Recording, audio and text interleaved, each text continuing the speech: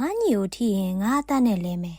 အားလုံးပဲမင်္ဂလာပါရှင်ကျမတို့ရဲ့ channel လေးကနေပရိသတ်ကြီးအားလုံးကိုပြန်လဲကြိုဆိုလိုက်ပါတယ်ဒီနေ့မှာတော့ဇလန်းကောင်းလေးတစ်ပုဒ်ကိုတင်ဆက်ပေးတော့မှာဖြစ်ပါတယ်ဒီဇလန်းလေးကိုအဆုံးထိနားဆင်ခန်းစားပေးကြပါအောင်ရှင်ကျမတို့ရဲ့ channel လေးကို subscribe မနှိပ်ရသေးဘူးဆိုရင်လည်း subscribe လေးနှိပ်ပြီးအားပေးခဲ့ကြပါအောင်နော်ညကမှောင်မဲနေပြီးမိုးသားတိမ်လိပ်တွေကကောင်းကင်တစ်ခုလုံးကိုဖုံးလွှမ်းထားတယ်။ရန်ကုန်မြို့ရဲ့စင်ကြင်မုံရပ်ကွက်တစ်ခုမှာရှိတဲ့လမ်းကြားကျင်းလေးထဲမှာအောင်ရဲတယောက်တည်းလမ်းလျှောက်နေတယ်။သူ့ရဲ့အသားညူညူနဲ့တောင်တင်းတဲ့ခန္ဓာကိုယ်ကအမောင်ထဲမှာတင်ထင်ရှားနေပြီးမျက်နှာပေါ်ရှိဓာရဟောင်းတစ်ခုကသူဖြတ်တန်းခဲ့ရတဲ့ကြမ်းတမ်းတဲ့တက်တန်းကိုတက်တည်ပြနေတကယ်သူရှိတယ်။လွန်ခဲ့တဲ့9နှစ်ကအောင်ရဲဆိုရင်ဤနယ်မြေမှာမသိရသူမရှိခဲ့အောင်ရဲဟုသောအမိသည်ရန်သူများအတွက်ထိန်လန့်စရာဖြစ်ပြီးသူ့လက်ထဲကဓာတ်ကသွေးမစွန်းပဲအိမ်ပြန်လေးမရှိပါဘူးဒါပေမဲ့ယနေ့တွင်တော့အောင်ရဲရဲ့လက်ထဲမှာဓာတ်မရှိတော့ပဲဈေးချင်းတောင်းတစ်ခုသာပါရှိတယ်အဲ့ဒီဈေးချင်းတောင်းထဲမှာသူညီလေးအကြိုက်ဆုံးငါတလောက်တကောင်နဲ့ဟင်းသီးဟင်းရွက်တချို့ရှိနေတယ်အောင်ရဲကလူမိုက်လောကကနေအနားယူဖို့ဆုံးဖြတ်ခဲ့ရတာနှစ်အနည်းငယ်ရှိပါပြီမိဘမဲ့ညီကိုနှစ်ယောက်ဖြစ်တဲ့အတွက်ညီဖြစ်သူညီမင်းကိုလူတင်းတင်းဖြစ်စေခြင်းနဲ့စိတ်တစ်ခုတည်းနဲ့သူကအရဲစွန့်ပြီးလူမိုက်လုပ်ခဲ့ခြင်းဖြစ်ပါတယ်အခုတော့ညီလေးကတက္ကသိုလ်ကျောင်းသားကြီးဖြစ်နေပြီသူ့အိမ်ရှိကိုရောက်တဲ့အခါအိမ်ထဲကနေထွက်ပေါ်လာတဲ့စာကြက်တန်တက်တဲ့ကြောင့်အောင်ရဲရဲ့ခက်ထန်အေးဆက်တဲ့မျက်လုံးတွေမှာလူညံ့မှုအရိပ်ရောင်တွေဖြတ်ပြေးသွားတယ်သူကတကားကိုအသားအရာတွန်းဖွင့်ကအထဲကိုဝင်လိုက်တယ်။ညီလေးအကိုကြီးပြန်လာပြီ။စပွဲမှာထိုင်နေတဲ့ညီလေးကလှည့်ကြည့်ပြီးပြုံးလိုက်တယ်။ညီလေးရဲ့အဲ့ဒီအပြုံးကအောင်ရဲအတွက်တော့လောကကြီးအတွက်အဖိုးတန်ဆုံးအရာပဲဖြစ်ပါတယ်။အကိုကြီးဒီနေ့နောက်ကြလာကြည်လား။ကျွန်တော်တော့ဗိုက်စာနေပြီ။အေးပါဒီနေ့ဈေးထဲမှာလူနည်းနည်းများနေလို့ပါ။ခဏဆောင်အကိုကြီးဟင်းချက်ပေးမယ်။အောင်ရဲကအဝေးစားလဲပြီးမိဖို့ချောင်းထဲကိုဝင်သွားတယ်။သူကငါးကိုဂယုတစိုက်စေးကြောနေရင်တစ်ချက်မှာအပြင်ဘက်ကတိတ်ဆိတ်မှုကိုနားဆွင့်နေမိတယ်။လူမိုက်လောကဆိုတာဝင်ရလွယ်သလောက်ထွက်ရခက်တဲ့နေရာမှန်သူသိတယ်။သူနားယူနေပေမဲ့သူ့အပေါ်ရန်ညှိုးထားတဲ့သူတွေသူ့ရဲ့နေရာကိုလိုချင်နေသူတွေရှိနေအောင်မဲဆိုတာကိုသူကောင်းကောင်းနားလည်ထားတယ်။ဟင်းအိုးဆူတန်တဲ့အတူညီကိုနှစ်ယောက်ရဲ့ရိုးရှင်းတဲ့စကားဝိုင်းလေးကအိမ်လေးထဲမှာပြန့်လွင့်နေပါတယ်။ဒါပေမဲ့အိမ်အပြင်ဘက်လမ်းထိပ်မှာရှိတဲ့တစ်ပင်ရိပ်အောက်တွင်တော့ဆိုင်ကယ်တစ်စီးရပ်ထားပြီးလူနှစ်ယောက်ကအောင်ရဲတို့အိမ်ကိုစိုက်ကြည့်နေကြတယ်။ဟိုလူကအောင်ရဲလားလို့တယောက်ကမေးလိုက်တယ်။ဟုတ်တယ်အဲ့ဒါသူပဲ။အခုတော့လူမိုက်ကြီးကအိမ်ရှင်မလိုဘာလိုနဲ့ဟင်းချက်နေတာပေါ့လို့နောက်တစ်ယောက်ကခနဲ့တက်တဲ့ရေမောရင်းပြန်ဖြေတယ်။အဲ့ဒီလူတွေရဲ့မျက်လုံးထဲမှာအညိုးအတေးတွေနဲ့ပြည့်နှက်နေတယ်။အောင်ရဲရဲ့ငိမ့်ချမ်းနေတဲ့ဘဝလေးတွေကိုအတိတ်ကအမှောင်ရိပ်တွေပြန်လဲဝင်ရောက်လာရင်အချိန်သိမ့်မလို့တော့ဒီမှာတော့အသေးချပင်ဖြစ်ပါတယ်။ထမင်းဝိုင်းလေးကတော့ရိုးရှင်းပါတယ်။ဟင်းရည်ပူပူလေးနဲ့ငါတလောက်နှက်ကိုညီကိုနှစ်ယောက်အေးအေးလူလူစားနေကြတာပါ။ညီမင်းကအကြောင်းကအကြောင်းတွေတငယ်ချင်းအကြောင်းတွေကိုတက်ကြွစွာပြောပြနေပေမဲ့အောင်ရဲကတော့ပြုံးလေးနဲ့နားထောင်နေုံသာအကိုကြီးအလုံးမရောအဆင်ပြေရလားလို့ညီမင်းကမေးလိုက်ပါတယ်။အောင်ရဲကအခုတော့ဆောက်လုပ်ရေးလုပ်ငန်းခွင်တစ်ခုမှာအလုပ်သမားခေါင်းဆောင်အဖြစ်ဝင်လုပ်နေတာပါအဆင်ပြေပါတယ်ညီလေးအလုပ်ဆိုတာပင်ပန်းတာပေါ့မင်းသာစာကိုစူးစမ်းစမ်းပါငါလိုလက်ကြောတင်းအောင်အလုပ်မလုပ်ရစေနဲ့အောင်ရဲကပြန်ဖြေလိုက်တယ်တကယ်တော့အောင်ရဲရဲ့လက်ဖွားတွေကဓားကင်ခဲ့တဲ့အမာရွတ်တွေကြောင့်ကြမ်းတမ်းနေတာပါဒါကိုညီမင်းကသိနေပါတယ်ကျွန်တော်သိပါတယ်အကိုကြီးကျွန်တော်အတွက်ဘလောက်ပေးဆက်ခဲ့ရလဲဆိုတာဒါကြောင့်ကျွန်တော်လည်းမြန်မြန်ကြောင်းပြီးအောင်စူးစမ်းနေတာပေါ့ညီလေးရဲ့စကားကြောင့်အောင်ရဲရင်ထဲမှာနှွေးထွေးသွားပါတယ်။ထမင်းစားပြီးတော့ညီမင်းကပကံဆေးဖို့မိဖို့ချောင်းထဲဝင်သွားတယ်။အောင်ရဲကတော့အိမ်ရှိကဝရန်နာလေးမှာထွက်ထိုင်ရင်စလိတ်တလိတ်ကိုမီးညှိလိုက်တယ်။ညာဦးပိုင်းကသူခံစားမိခဲ့တဲ့ထူးဆန်းတဲ့အကြည့်တွေကိုသူပြန်စဉ်းစားနေမိတယ်။လူမိုက်လောကကအာယုံခံစားမှုဆိုတာဘယ်တော့မှမမားတတ်ဘူးလို့သူယုံကြည်ထားတာပါ။အဲ့ဒီအချိန်မှာပဲလမ်းထိပ်ကဆိုင်ကယ်တန်တဝုံဟာသူတို့အိမ်ရှိမှာရပ်တန့်သွားပါတယ်။အောင်ရဲချန်ချင်းပဲနူးနူးကြကြဖြစ်သွားတယ်။ဆေးလိပ်ကိုလွှတ်ချပြီးအမောင်တဲကိုစိုက်ကြည့်လိုက်ပါတယ်။ဆိုင်ကယ်ပေါ်ကဆင်းလာတဲ့လူနှစ်ယောက်ကအိမ်ရှိချန်စီယိုနာအထိရှောက်လာပါတယ်။အောင်ရဲမင်းဒီမှာအတော်လေးစိန်ကြနေတာပဲ။ပေါ်ထွက်လာတဲ့အတန်ကခနဲ့တက်တဲ့နိုင်လာပါတယ်။အောင်ရဲကတော့ခက်အေးအေးပဲပြန်ဖြေလိုက်တယ်။မင်းတို့ဘာတူလဲ။ငါ့အိမ်ကိုဘာကိစ္စလာတာလဲ။ ငါတို့ကဘာတူလဲဆိုတာအရေးမကြီးပါဘူးအရေးကြီးတာကဆရာဟိန်းထက်ကမင်းကိုတွေးကျင်နေတာပဲမင်းအနားယူသွားတာအတော်ကြာပြီဆိုတော့လက်တွေခြေတွေထုံနေမှာစိုးလို့တဲ့ဟိန်းထက်ဆိုတဲ့နာမည်ကိုကြားလိုက်ရတဲ့အခါအောင်ရဲမျက်မှောင်ကျုပ်သွားပါတယ်ဟိန်းထက်ဟာသူနဲ့တစ်ချိန်ကပြန်ပိုင်ဟောင်းဖြစ်တယ်လို့အောင်ရဲထွက်သွားပြီးရဲ့နောက်ပိုင်းမှာနေမြေကိုအကြမ်းဖက်နီးလန်းတွေနဲ့စိုးမိုးထားသူပါငါမှပြောစရာစကားမရှိဘူးပြန်ကြတော့ငါညီစာကြက်နေတာကိုအနောက်ရှက်ဖြစ်မယ်လို့အောင်ရဲကပြက်ပြက်သားသားပြောလိုက်ပါတယ်။အိုးညီလေးကိုအရန်ချစ်တာပဲလား။ကောင်းပြီလေ။ဒါပေမဲ့သတိထားဖို့အောင်ရဲမင်းနောက်ကွယ်မှာအတိတ်ကရန်ကြွေးတွေတန်းစီနေတာမမိနဲ့အောင်။ထိုလူနှစ်ယောက်ဟာရဲမောရင်ဆိုင်ကယ်ကိုဝုန်းကနေမောင်းထွက်သွားကြပါတယ်။အောင်ရဲဟာသူတို့ထွက်သွားတဲ့အထိစိုက်ကြည့်နေမိတယ်။သူ့ရင်ထဲမှာစိုးရိမ်စိတ်တစ်ခုကအမြင့်တွယ်လာပါပြီ။သူကိုယ်တိုင်အတွက်မဟုတ်ပဲအပြစ်ကင်းစင်တဲ့သူ့ညီလေးအတွက်ပါ။အခုကြည့်ဘသူတွေလဲလို့ညီမင်းကအိမ်ထဲကနေလှမ်းမိပါတယ်။ဘာမှမဟုတ်ပါဘူးညီလေးလမ်းမလာတဲ့လူတွေပါလာအိတ်ဖို့ပြင်တော့အောင်ရဲကအေးအေးဆေးဆေးပြောလိုက်ပေမဲ့အဲ့ဒီညကသူတညလုံးအိတ်မပြောခဲ့ပါဘူးပဒင်းပေါက်ကနေအပြင်ဘက်ကိုကြည့်ရင်သူ့ညီလေးကိုဘလို့ကာကွယ်ရမလဲဆိုတာကိုပဲထက်ခါတလဲလဲတွေးတောနေမိပါတော့တယ်မျိုးပြရဲ့အလင်းရောင်နဲ့ဝေးရမျိုးစုံကကလပ်ဟောင်းတစ်ခုရဲ့အပေါ်ထက်မှာတော့မိโกငွေတွေနဲ့အရန်နန့်တွေကဖုံးလွှမ်းနေပါတယ်အဲ့ဒီအခန်းရဲ့အလယ်မှာစတိုင်ကြကြဝစ်စင်ထားတဲ့လူတစ်ယောက်ကဆိုဖာပေါ်မှာခြေတင်ပြီးထိုင်နေတယ်။သူကတော့အခုလက်ရှိနေမြေကိုစိုးမိုးထားတဲ့ဟိန်းထက်ပါပဲ။သူကညင်လိုက်တယ်ဟုတ်လား။ဟိန်းထက်ကဖန်ခွက်ထဲကဝီစကီကိုတငုံတောက်ရင်းမေးလိုက်ပါတယ်။ဟုတ်ကဲ့ဆရာ။သူကတော့ညီလေးကိုကြောက်လို့လားမသိဘူး။လူမိုက်လောကကိုစိတ်ဝင်စားတော့ဘူးလို့ပြောပါတယ်။အောင်ရဲအိမ်ကိုသွားခဲ့တဲ့လူမိုက်တစ်ယောက်ကခေါင်းငုံပြီးပြန်ဖြေတယ်။ဟိန်းထက်ကလောင်ပြုံးတစ်ခုပြုံးလိုက်တယ်။သူ့မျက်လုံးတွေကမွေးတကောင်လိုအေးဆက်ပြီးရက်ဆက်တဲ့အရေးအယောင်တွေရှိနေတယ်။အောင်ရဲမင်းကလွယ်လွယ်နဲ့တော့အရှုံးပေးမဲ့လူမဟုတ်ဘူးဆိုတာငါသိတာပေါ့။ဒါပေမဲ့မင်းမှာအားနည်းချက်ရှိသွားပြီ။အဲ့ဒီအားနည်းချက်ကမင်းရဲ့ညီမင်းပဲ။ဟိန်းထက်ဟာအောင်ရဲကိုငငယ်ကလေးကမနာလိုခဲ့တာပါ။အောင်ရဲရဲ့တတိနဲ့လူအများကလေးစားကြတာကိုသူကမနာလိုဖြစ်ပြီးအောင်ရဲကိုအမြဲတမ်းပြိုင်ဘက်လို့သတ်မှတ်ခဲ့တာ။အခုအောင်ရဲကအေးအေးဆေးဆေးနေနေတာကိုမြင်ရလေလေဟိန်းထက်ကပိုပြီးဖြက်စီးခြင်းလေဖြစ်နေပါတယ်။သူ့ညီပဲကြောင်းတက်လေဆိုတာစုံစမ်းပြီးပြီလားဟိန်းထက်ကမိလိုက်တယ်။ဟုတ်ကဲ့ရန်ကုန်နောက်ပိုင်းဤပညာတက္ကသိုလ်မှာတက်နေတာပါဆရာ။ကျောင်းပြီးဖို့တစ်နှစ်ပဲလိုတော့တယ်။ဟိန်းထက်ကလက်ထဲကဖန်ခွက်ကိုဇပွဲပေါ်ကိုဒုံကနေချလိုက်တယ်။ကောင်းပြီလေ။အောင်ရဲကငါးစီကိုဒူးထောက်လာဖို့ဆိုရင်သူ့ရဲ့အသက်ထက်ချစ်တဲ့ညီလေးကိုအရင်ကန်ရမှာပေါ့။မနေ့ပြန်ကစားပြီးအဲ့ဒီကောင်လေးရဲ့သွာလာလှုပ်ရှားမှုမှန်သမျှကိုငါစီသတင်းပို့အချိန်တန်ရင်ငါတို့လှုပ်ရှားကြမယ်။တပြိုင်နက်တည်းမှာပဲအောင်ရဲတို့အိမ်လေးမှာတော့မီးမိတ်ထားပေမဲ့အောင်ရဲကတော့ဂဒင်ပေါ်မှာထိုင်ပြီးအပြင်ဘက်ကိုစိုက်ကြည့်နေတော့ပါ။သူခါးကြားမှာအမြဲဆောင်ထားတတ်တဲ့ဓာမြောင်ဟောင်းလေးကိုပြန်ထုတ်ပြီးစမ်းသပ်ကြည့်လိုက်တယ်။ဒါကမသုံးတာကြားပြီးဖြစ်ပေမဲ့အလင်းရောင်အောက်မှာလက်ခနဲတောက်ပနေတော့မှာ။ညီလေးမင်းတို့တော့ဘာမှအထီးကိမခံနိုင်ဘူး။အောင်ရဲရဲ့စိတ်ထဲကနေကျင်းဝါလိုက်ပါတယ်။သူ့ရဲ့ပင်ကိုတီးစိတ်ကဘေးအန္တရာယ်တစ်ခုဟာသူတို့စီကိုအရှိန်အဟုန်နဲ့တိုးဝင်လာနေပြီဆိုတာကိုသိနေပါတယ်။ဒါပေမဲ့ဟိန်းထက်ကဘလောက်ထိရုံမှလဲဆိုတာကိုတော့အောင်ရဲအပြည့်အဝမခံမနိုင်သေးပါဘူး။အမောင်တူထဲမှာကင်းမုံဝစ်နေတဲ့ရန်သူကပိုပြီးကြောက်စရာကောင်းတယ်ဆိုတာကိုအောင်ရဲကောင်းကောင်းကြီးသိနေခဲ့ပါတယ်။နောက်တနေ့မနက်ခင်းကပုံမှန်အတိုင်းပဲตาယာနေတရားရှိတော်လဲအောင်ရဲအတွက်တော့စိတ်ထဲမှာလေးလံထိုင်းမိုင်းနေတယ်။ညီမင်းကျောင်းသွားရန်ပြင်ဆင်နေချိန်အောင်ရဲအိမ်ရှိကနေတန်ရှင်းလုံနေရင်ပတ်ဝန်းကျင်ကိုအကဲခတ်နေမိတယ်။အခုကြည့်ကျွန်တော်သွားတော့မယ်။ညီမင်းကလွယ်အိတ်ကိုလွယ်ရင်အိမ်ထဲကထွက်လာတယ်။နေအောင်ညီလေးဒီနေ့ကျောင်းကပြန်ရင်နောက်မကြစေနဲ့နော်။ပြီးတော့လူပြတ်တဲ့လမ်းတွေကနေမသွားနဲ့။အောင်ရဲကဂီယူတဆိုင်နဲ့မှားကြားလိုက်တယ်။ဟုတ်ကဲ့ပါအကိုကြီးရဲ့စိတ်မပူပါနဲ့။ညီမင်းကပြုံးပြပြီးထွက်သွားတယ်။ညီလေးထွက်သွားတာကိုမြင်ကွင်းကပျောက်တဲ့အထိကြည့်နေပြီးတော့မှအောင်ရဲအိမ်ထဲပြန်ဝင်ပြီးအလုပ်ခြံစည်းရိုးကြားထဲမှာညှက်ထားတဲ့စာရေးအညိုတက်အိတ်ကိုတွေ့လိုက်ရတယ်။အောင်ရဲစာရေးကိုယူပြီးအိမ်ထဲကိုအမြန်ဝင်ကဆွဲဖွင့်လိုက်တယ်။အထဲမှာဓာတ်ပုံ၃ပုံပါရှိတယ်။ပထမပုံမှာညီမင်းကျောင်းရှိမှာတငယ်ချင်းတွေနဲ့စကားပြောနေတဲ့ပုံ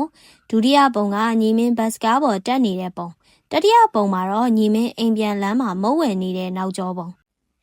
ဓာတ်ပုံတွေရဲ့နောက်ကျောမှာအနီရောင်မှင်နဲ့ရေးထားတဲ့စာသားတစ်ကြောင်းကအောင်ရဲရဲ့သွေးကိုစူပွက်သွားစေတယ်။မင်းမျက်တောင်တစ်ချက်ခတ်လိုက်တိုင်းမင်းကြီးလေးဘဝပြတ်သွားနိုင်တဲ့အောင်ရဲ။အောင်ရဲလက်ထဲကစာအိတ်ကိုကြစ်ကြစ်ပအောင်ဆုပ်လိုက်မိတယ်။သူ့မျက်လုံးများကအေးဆက်တဲ့လူမိုက်ကြီးတဦးရဲ့အသွင်ကိုပြန်လဲပြောင်းလဲသွားတယ်။ရှင်းနေပါပြီ။ဟိန်းထက်ကသူ့ကိုဓာတ်ရိုက်မင်းရင်ဆိုင်ပဲညီလေးကိုတစားကန်လုပ်ပြီးကစားနေခြင်းဖြစ်တယ်။အောင်ရဲကချက်ချင်းပဲအလုံးမသွားတော့ပဲသူ့အတိလူဟောင်းတယောက်ရှိရာစီကိုထွက်လာခဲ့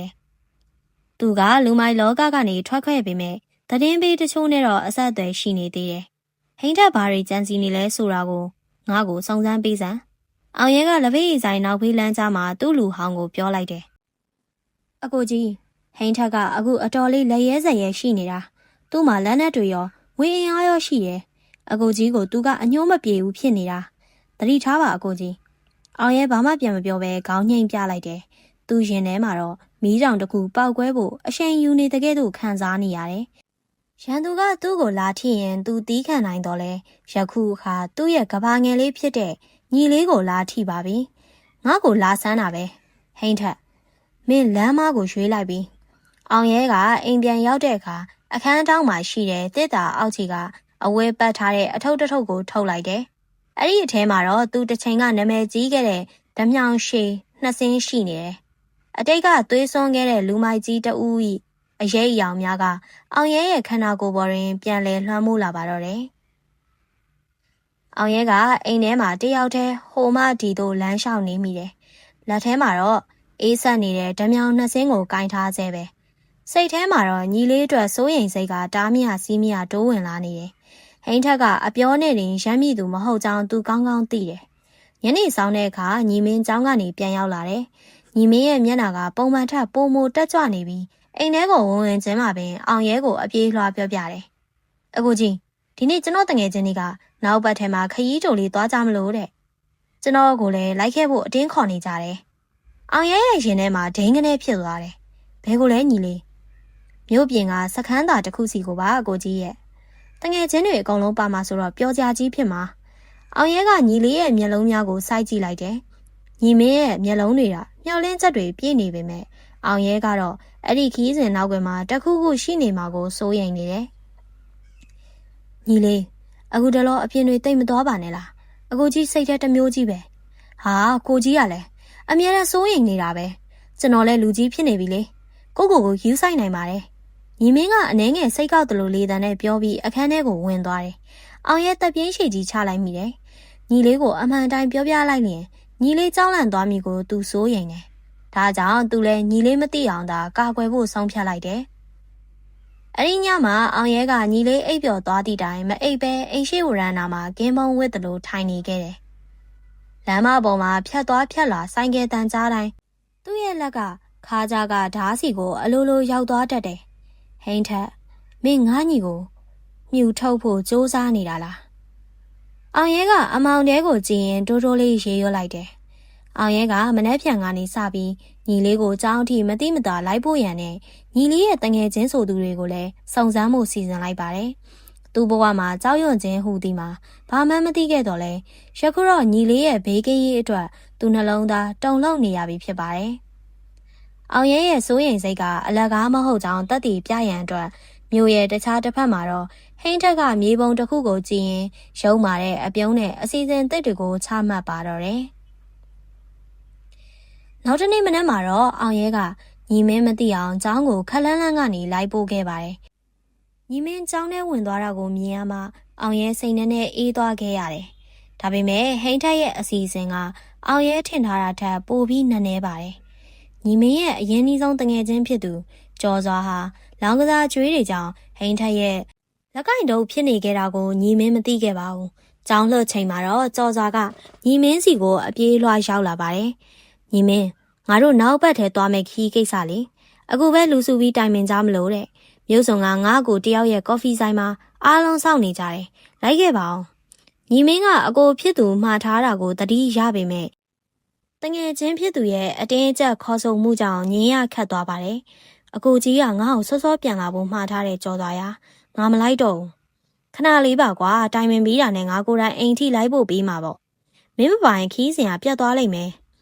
ကျော်စွာရဲ့အကွက်ကြကြဖြောင်းဖြားမှုတွေကြားမှာအပြေကင်းတဲ့ညီမင်းတယောက်ပါသွားခဲ့ပါတော့တယ်။သူတို့နှစ်ယောက်လည်းတက္ကစီတစ်စီးနဲ့မြို့ပြင်ဘက်ကိုထွက်လာခဲ့ကြတယ်။ညီမင်းကတော့ဒါဟာတငယ်ချင်းတွေနဲ့တွေ့ဆုံပွဲလို့ထင်နေပေမဲ့တကယ်တော့ဒါဟာသူ့ကိုစောင့်ကြိုနေတဲ့တင်မင်းရဲ့ထောင်ချောက်တစ်ခုပါ။မျိုးစုံကလူသူပြတ်တဲ့ဂိုဒေါင်ဟောင်းတစ်ခုရှေ့ရောက်သွားတဲ့အခါကျော်စွာကကားရက်ခိုင်းလိုက်ပါတယ်။ဒီမှာပဲညီမင်းဆိုင်ကအထဲမှာညီမင်းကားပေါ်ကဆင်းလိုက်တဲ့အချိန်မှာပဲပတ်ဝန်းကျင်ရဲ့တိတ်ဆိတ်မှုကြောင့်စိတ်ထဲမှာတမျိုးကြီးခံစားလိုက်ရပါတယ်။သူနောက်လဲကြည့်လိုက်တော့ကျော်စွာကသူ့ကိုမျက်လုံးချင်းမဆိုင်ပဲခေါင်းငုံထားတာကိုတွေ့လိုက်ရတယ်။အဲ့ဒီအချိန်မှာပဲဂိုဒေါင်ထဲကနေလူမိုက်၄-၅ယောက်လောက်ထွက်လာပြီးညီမင်းကိုဝိုင်းလိုက်ပါတော့တယ်။မင်းတို့ဘာလုပ်လဲ။ကျော်စွာဒါဘာဖြစ်တာလဲ။ညီမင်းထိတ်လိုက်ကြမေးလိုက်ပြီးမဲ့ကျော်စွာကတော့ဘာမှပြန်မပြောဘဲအမောင်ထဲကိုထွက်ပြေးသွားခဲ့ပါတယ်။လူမိုက်တယောက်ကညီမင်းရဲ့ပါးစပ်ကိုအဝင်းနဲ့အတင်းပိတ်ပြီးဂိုဒေါင်ထဲကိုဆွဲခေါ်သွားပါတယ်။ညီမင်းအတင်းရုန်းကန်ပေမဲ့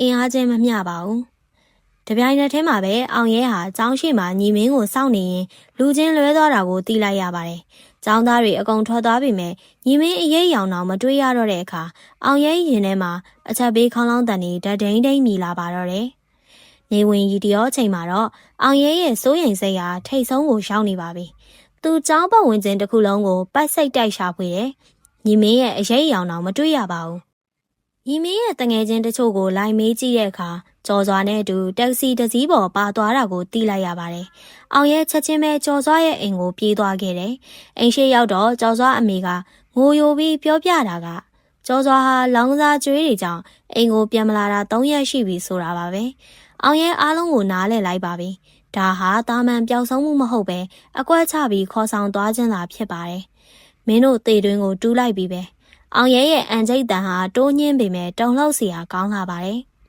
ည10 နာရီဝန်းကျင်မှာတော့ရက်ကွက်တစ်ခုလုံးတိတ်ဆိတ်နေပေမဲ့အောင်ရဲတို့အိမ်လေးထဲမှာတော့မီးရောင်ကလင်းထိန်နေသေးပါ။အောင်ရဲဟာအဲကန်းထဲမှာကြောက်ရွံ့တရုပ်လိုထိုင်နေရင်ညီမင်းရဲ့ဖုန်းကိုထက်ခါတလဲလဲခေါ်နေမိပါတယ်။လူကြီးမင်းခေါ်ဆိုသောဖုန်းမှာဆိုရဲဆက်တန်ထွက်လာတိုင်းအောင်ရဲရဲ့ရှင်ထဲမှာဓာတ်နဲ့အမွန်းခံနေရတယ်လို့ခံစားနေရပါတယ်။သူ့ဘဝမှာဘယ်တုန်းကမှမကြောက်ခဲ့ဘူးတဲ့အောင်ရဲဟာအခုတော့လက်ချောင်းလေးတွေတုံရင်နေပါတယ်။ဒါဟာကြောက်လို့မဟုတ်ပဲထိမရတဲ့ဒေါသနဲ့စိုးရိမ်စိတ်ကြောင့်ပါ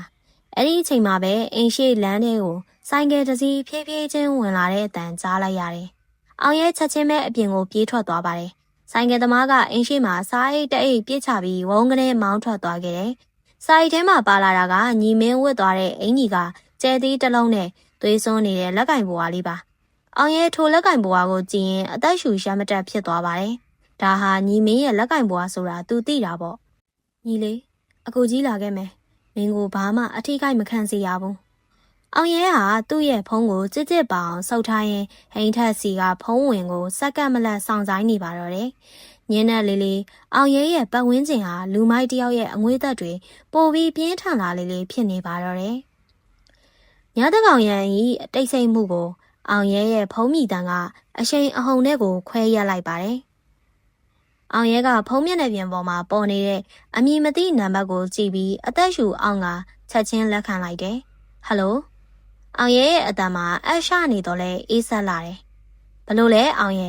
အဲ့လိုကိုပြောရဲ့လား။ဟိန်းထက်ရဲ့ခနဲ့တက်တဲ့ရဲတန်းကတစ်ဖက်ကနေထွက်ပေါ်လာတယ်။မင်းကြီးလေးကတော့ငါးစီမှာအိပ်ပျော်နေတယ်။ဒါပေမဲ့ तू အမြဲတမ်းအိပ်ပျော်သွားဖို့ကတော့မင်းပုံမှာပဲမူတည်လိမ့်မယ်။မင်းဘာလို့ကျင်တာလဲဟိန်းထက်။ညီလေးကိုလွတ်လိုက်ဒါငါနဲ့မင်းနဲ့ကြားကကိစ္စပဲခလေးကိုဆွဲမထဲနဲ့အောင်ရဲအန်ကျိတ်ပြီးပြောလိုက်တယ်ငါလိုချင်တာကရိုးရိုးလေးပါမင်းငါရှိမှဒူးထောက်ပြီးတောင်းပန်တာကိုမြင်ချင်တာပြီးတော့မင်းလက်ထဲမှာရှိတဲ့နေမြေဟောင်းကစာချုပ်တွေနဲ့အဆက်အသေးတွေကိုငါစီလွှဲပေးရမယ်မနေ့ပြန်မနေ့2 နာရီတိတိမှာမျိုးစုံကစက်ယုံပြက်စီကိုလာခဲ့ရဲကိုအကြောင်းကြားရင်တော့မင်းကြီးလေးရဲ့အလောင်းကိုပဲလာကောက်လိုက်တော့အေးငါလာခဲ့မယ်တယောက်တည်းလာခဲ့မယ်အောင်ရဲကတူတူတုတ်တုတ်ပင်ပြန်ဖြေလိုက်တယ်။တတိပေးလိုက်မယ်အောင်ရဲ။တနက်လည်းမပါစေနဲ့လူလည်းမပါစေနဲ့ငါလူတွေကလမ်းတစ်လျှောက်မင်းကိုစောင့်ကြည့်နေမှာဟိန်းထက်ကဖုံးချလိုက်တယ်။ဖုံးချပြီးရဲ့နောက်အောင်ရဲကအိတ်ခမ်းထဲမှာခဏမျှငြိမ်သက်နေတယ်။အဲဒီနောက်သူကတစ်တာတဲကဓာတ်မြောင်2 စင်းကိုထုတ်ပြီးခါးကြမှာမြဲမြံစွာထိုးလိုက်တယ်။ သူ့ရဲ့အနက်ရောင်ဂျာကင်ကိုထပ်ဝက်လိုက်ပြီးဆိုင်ကယ်တော့ကိုစုပ်ကင်လိုက်တယ်။ သူ့မျက်လုံးတွေကအရင်ကထက်ပိုမိုဆူးရှနေပြီးအကြောက်တရားကလုံးဝပျောက်ကွယ်နေပြီသူသိတာကတခုတည်းသာ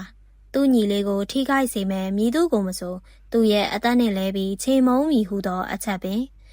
အောင်ရဲကအိမ်တကားကိုဂယူးတဆိုင်ပိတ်လိုက်ပြီးဆိုင်ကယ်ကိုနှိုးကအမောင်တုကြီးစိုးနေတဲ့မြို့ပြင်လမ်းမပေါ်ကိုအရှိန်အဟုန်နဲ့ထွက်ခွာသွားပါတော့တယ်မြို့ပြရဲ့မီးရောင်တွေကအောင်ရဲရဲ့နောက်ကျောင်းမှာတက်ဖြည်းဖြည်းမေးမိန်ကျန်ရစ်ခဲ့တယ်လမ်းမကြီးပေါ်မှာတော့ဆိုင်ကယ်အင်ဂျင်တန်ကလွဲလို့ဘာတန်မှမရှိပဲတိတ်ဆိတ်လွန်းနေတယ်လေပြင်းတွေကအောင်ရဲရဲ့မျက်နှာကိုတိုးဝှေ့တိုက်ခိုက်နေပေမဲ့သူဘာအေးအေးတက်ကိုမှမခံစားရပါဘူးသူ့ရင်ထဲမှာတော့ဒေါသကြီးဟူသောမီးလျံကအရှိန်အဟုန်နဲ့တောက်လောင်နေပါတယ်အောင်ရဲဟာဆိုင်ကယ်မောင်းနေရင်ဟိန်းထက်ရဲ့ဇရိုက်ကိုတွေးတောနေမိပါတယ်ဟိန်းထက်ဟာဂတိတီမဲ့လူစားမျိုးမဟုတ်ဘူးဆိုတာသူကောင်းကောင်းသိပါတယ်သူရောက်သွားတာနဲ့ဟိန်းထက်ကသူ့ကိုရောသူ့ညီလေးကိုပါအမြင့်ဖြတ်ဖို့ကြံစီထားမှသိကြပါတယ်ဒါပေမဲ့အောင်ရဲမှာရွေးချယ်စရာလမ်းမရှိဘူးညီလေးရဲ့အသက်ဟာသူ့အတွက်ပထမဦးစားပေးပါပဲညီလေးအကိုကြီးလာနေပြီခဏလေးပဲအောင့်ထားပါသူစိတ်ထဲကနေတိုးတိုးလေးပြောလိုက်မိတယ်မျိုးပြင်ရောက်လေလေလမ်းတွေကပိုပြီးမှောင်မဲလာလေပါပဲလမ်းဘေးကခြုံပုတ်တွေကြားမှာဟိန်းထက်ရဲ့လူတွေကင်းမုံဝစ်ပြီးစောင်းကြည့်နေမလားဆိုတာကိုလည်းအောင်ရဲကနိုးနိုးကြကြအကဲခတ်နေပါတယ်သူကလူမိုက်လောကမှာကျင်လည်ခဲ့ခြင်းကရရှိခဲ့တဲ့အာယုန်တွေကိုပြန်လဲနိုးထစီလိုက်ပါပြီဘယ်နေရာကနေရန်သူပေါ်လာမလဲဘယ်အချိန်မှတိုက်ခိုက်ရမလဲဆိုတာကိုသူ့အသိစိတ်ကအလိုလိုသိနေပါတယ်စိတ်ယုံပြက်ရှိရာလမ်းခွဲကိုရောက်တဲ့အခါအောင်ရဲကဆိုင်ကယ်အရှိန်ကိုလျှော့လိုက်ပါတယ်အဲ့ဒီနေရာဟာလူသူပြက်ယုံနေမကပဲတောအုပ်လေးတစ်ခုနဲ့အကာအကွယ်ဖြစ်နေတဲ့နေရာပါအောင်ရဲဟာဆိုင်ကယ်ကိုစိတ်ယုံနဲ့ခက်လန်းလန်းမှရပ်လိုက်ပါတယ်အမောင်ထဲမှာစိတ်ယုံကြီးရဲ့ပုံသဏ္ဍာန်ကကြောက်စရာကောင်းတဲ့သတ္တဝါကြီးတစ်ကောင်လိုမဲမှောင်နေပါတယ်အောင်ရဲဆိုင်ကယ်ပေါ်ကဆင်းလိုက်ပြီးသူ့ရဲ့ခါးကြားကဓမြောင်တွေကိုတစ်ချက်ပြန်ဆန်းကြည့်လိုက်တယ်ပြီးတော့သူ့ရဲ့အသက်ရှူတံကိုမှန်အောင်ထိန်းလိုက်တယ်အခုချိန်ကစပြီးအမားယွင်းတစုံတရာဖြစ်လို့မရပါဘူးအောင်ရဲဟာအမောင်တူကိုအကာအကွယ်ယူပြီးစက်ယုံပြက်ကြီးစီကိုခြေတန်းလုံးလုံးနဲ့တလန်းချင်းတိုးဝင်သွားပါတော့တယ်သူ့ရဲ့ပုံစံဟာသားကောင်ကိုချောင်းနေတဲ့ကြားတကောင်လိုပဲအန်ဒီရဲ့အငွေ့သက်တွေပြည့်နှက်နေပါပြီအောင်ရဲကစက်ယုံပြက်ကြီးရဲ့တန်တကားဟောင်းကိုအသာအရာတွန်းဖွင့်ပြီးအတွင်းကိုဝင်လိုက်တယ်အတွင်းထဲမှာဖုံနှက်နဲ့တန်ချင်းနှက်တွေကစူးရှနေပြီးလေထုကလေးလံထိုင်းမိုင်းနေတယ်အလဲဘုံမှာရှိတဲ့ကွင်းမြေကျဲကြီးမှာမီးသီးဝါတစ်လုံးကမိတ်တုံလင်းနေပြီးအဲ့ဒီမီးအောင်အောက်မှာအောင်ရဲမမြင်ချင်းဆုံးသောမြင်ကွင်းကိုတွေးလိုက်ရတယ်။ညီမင်းကတက်သားကလတ်ထိုင်တစ်ခုမှာကျိုးတွေနဲ့တင်းကျပ်စွာတုံနှောင်ခံထားရတယ်။ညီလေးရဲ့ဖြူစင်တဲ့မျက်နှာပေါ်မှာညိုမဲနေတဲ့ဒဏ်ရာတချို့ကိုတွေးရပြီးခေါင်းကငိုင်းဆိုင်ကျနေတယ်။သတိမင်းနေပုံရပေမဲ့နာကျင်မှုကြောင့်မျက်မှောင်ကျုပ်ထားသည်ကိုအောင်ရဲမြင်လိုက်ရတယ်။ညီလေးအောင်ရဲကရင်ထဲမှာဓာတ်နဲ့အမုန်းခံရသလိုခံစားလိုက်ရတော့လဲသူမအော်မိအောင်ထိန်းလိုက်ရတယ်။လာပြီလားမျိုးပြရဲ့ကြားဟုတ်ကြီးအမောင်ရိတ်ထဲကနေဟိန်းထက်ကလက်ခုပ်တီးပြီးထွက်လာတယ်။သူ့ရဲ့နောက်မှာတော့လက်နက်ကိုစီကင်ထားတဲ့လူမိုက်10ယောက်ခန့်ကအောင်ရဲကိုဝိုင်းထားလိုက်ကြပြီဖြစ်တယ်။ဟိန်းထက်ရဲ့မျက်နှာမှာတော့အောင်နိုင်သူတယောက်ကဲ့သို့ရုံမာတဲ့အပြုံးတွေရှိနေတယ်။မင်းညီလေးကိုကြည့်အောင်လေ။သူကမင်းကိုအာကိုတကြီးစောင့်နေတာ။ဒါပေမဲ့မင်းကတော့တယောက်တည်းပဲလာခဲ့တာဆိုတော့သူ့အတွက်မျှော်လင့်ချက်ရှိပါအောင်မလားဟိန်းထက်ကညီမင်းခေါင်းကိုဆွဲမကလှောင်ပြောင်လိုက်တယ်အောင်ရဲရဲ့လက်သီးတွေကကြစ်ကြစ်ပါအောင်ဆုပ်ထားမိသဖြင့်လက်စစ်တွေပင်ဖြူကုန်ပါတယ်ဟိန်းထက်ငါရောက်လာပြီမင်းလိုချင်တဲ့အပေးယူကိုပြောငါညီကိုအခုချက်ချင်းလွှတ်လိုက်ဟိန်းထက်ကရဲမောလိုက်ပြီးသူ့လူတယောက်ကိုမျက်ရည်ပြလိုက်တယ်အဲ့ဒီလူကညီမင်းရဲ့ပါးကိုရိုက်လိုက်သဖြင့်ညီမင်းသတိပြန်ဝင်လာတယ်အကိုကြီးလာလားပြေးအကိုကြီးပြေးတော့သူတို့ကအကိုကြီးကိုတတ်ဖို့ညီမင်းကအကွဲတဲ့အတန်နဲ့အော်ပြောလိုက်ပေမဲ့လူမိုက်တယောက်ကသူ့ပါးစပ်ကိုအတင်းပိတ်လိုက်ပြန်တယ်အောင်ရဲရဲ့မျက်လုံးတွေကသွေးရောင်လွှမ်းသွားတယ်သူကသူ့ရှိကလူအုပ်ကြီးကိုတစ်ချက်ကြည့်လိုက်ပြီးတီငိန်တော့လဲကြောက်စရာကောင်းတဲ့အတန်နဲ့ပြောလိုက်တယ်ငါပြောပြီးပြီဟိန်းထက်ငါညီကိုထိရင်ငါအသက်နဲ့လဲမယ်လို့အခုမင်းငါညီကိုနာကျင်အောင်လုပ်လိုက်ပြီးအဲ့ဒီအတွက်မင်းတို့အားလုံးပေးဆက်ရလိမ့်မယ်စိတ်ယုံပြက်ကြီးအတွင်းမှာရှိတဲ့လေထုမှာတင်းမာမှုအထွတ်အထိပ်ကိုရောက်ရှိသွားပြီးအောင်ရဲရဲ့ကိုကနေထွက်ပေါ်နေတဲ့လူသက်ငွေအရှိန်ဝါတွေကြောင့်ဟိန်းထက်ရဲ့လူတချို့ပင်နောက်ကိုတလှမ်းဆုပ်သွားကြမိကြတော့တယ်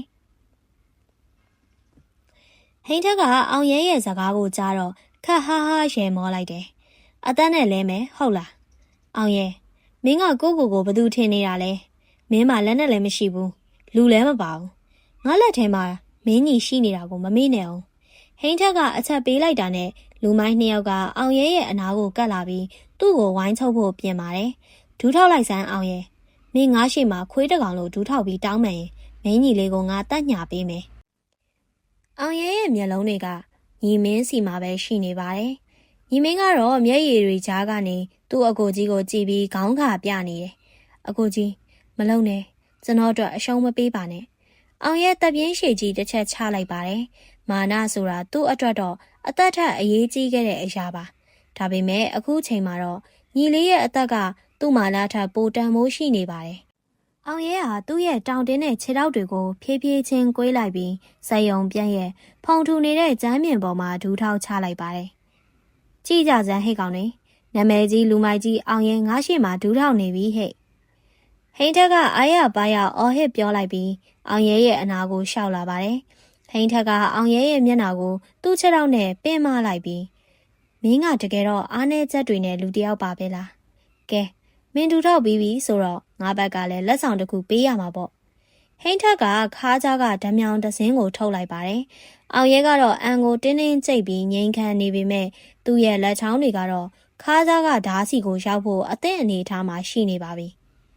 မင်းငါ့ကိုတောင်းပန်ရမယ်အောင်ရဲမင်းလက်အုပ်ချီပြီးတောင်းပန်ရမယ်ဟိန်းထက်ကပိုပြီးစော်ကားလာပါတယ်စိတ်ယုံပြတ်အတွင်းမှာဟိန်းထက်ရဲ့လူတွေရဲ့လောင်ရဲတန်တွေကပဲ့တင်ထက်နေပါတယ်အောင်ရဲဟာခေါင်းငုံထားရင်းကနေသူ့ရဲ့အသက်ရှူတန်းကိုထိန်းလိုက်ပါတယ်။သူဒူးထောက်လိုက်တာဟာအရှုံးပေးဖို့မဟုတ်ပဲရန်သူကိုအနီးကပ်ချင်းကပ်ဖို့အတွက်အခွင့်အရေးတစ်ခုဆိုတာဟိန်းထက်မယိမ့်မိခဲ့ပါဘူး။ငါညီကိုလှုပ်ပေးမယ်လို့မင်းကတိပေးထားတယ်နော်။အောင်ရဲကတိုးညင်းတဲ့အတန်နဲ့မေးလိုက်ပါတယ်။အေးမင်းသေသွားရင်တော့မင်းညီကိုငါလှုပ်ပေးမှာပေါ့လို့ဟိန်းထက်ကရက်ဆက်စွာပြောလိုက်တဲ့အချိန်မှာပဲအောင်ရဲရဲ့မျက်လုံးတွေထဲကနေအေးဆက်တဲ့အရိပ်ရောင်တွေပြင်းထန်လာပါတော့တယ်။ဟိန်းထက်ကအောင်ရဲကိုဒူးထောက်စေပြီးစော်ကားနေတာကိုအားမရသေးပါဘူး။သူကအောင်ရဲရဲ့မျက်နှာနာကိုကပ်ပြီးမင်းလိုကောင်ကငါ့ကိုအဟံအတားလှုပ်ချင်တာလားလို့ပြောရင်လက်ထဲကဓမြောင်နဲ့အောင်ရဲရဲ့ပကုံးကိုခပ်ဖွားဖွားအစင်းရပေးလိုက်ပါတယ်။သွေးစားတချို့ထွက်လာပေမဲ့အောင်ရဲကတော့ကြောက်ရွံ့တရုပ်လိုငြိမ်နေသေးပါ။ကဲဂတိအတိုင်းမင်းကြီးကိုလှုပ်ပေးမယ်။ဟိန်းထက်ကပြောလိုက်တဲ့အခါညီမင်းရဲ့မျက်လုံးတွေမှာမျောလင်းချက်အရေးရောင်တွေရှက်တန်းသွားပါတယ်။ဒါပေမဲ့ဟိန်းထက်ကရှေ့ကိုတလှမ်းတိုးပြီးညီမင်းရဲ့လက်ဘေးကိုဓာတ်နဲ့ချိန်လိုက်ပါတယ်။ဒါပေမဲ့အရှင်တော့မဟုတ်ဘူးပေါ့ကွာ။ဟိန်းထက်ရဲ့စကားဆုံးတာနဲ့သူကဓာတ်ကိုမြှောက်လိုက်ပါတယ်။ညီမင်းကမျက်လုံးတွေကိုဇုံမိတ်လိုက်တဲ့အချိန်မှာပဲဟိန်းထက်ဆိုတဲ့ဟိန်းတန်ကြီးထွက်လာပြီးစိတ်ယုံပြက်ကြီးထဲမှာပဲ့တင်ထပ်သွားတယ်။ဒူးထောက်နေတဲ့အောင်ရဲဟာຫນွေဦးပေါက်ကကြားတကောင်လိုရုံးထားလိုက်ပါတယ်။သူ့ရဲ့လှုပ်ရှားမှုကမြင်ယုံနဲ့မမိနိုင်အောင်မြန်လွန်းနေပါတယ်။ဒူးထောက်ထားရကနေအရှိန်နဲ့ခုန်တက်လိုက်ပြီးသူခါးကြားကဓမြောင်နှစ်စင်းဟာအမောင်ထဲမှာလျှက်စီးလက်သလိုဝင်းကနေဖြတ်သွားပါတယ်။ဖြတ်ဆိုတဲ့အတန်နဲ့တူအောင်ရဲရဲ့ပထမဆုံးဓာတ်ဟာ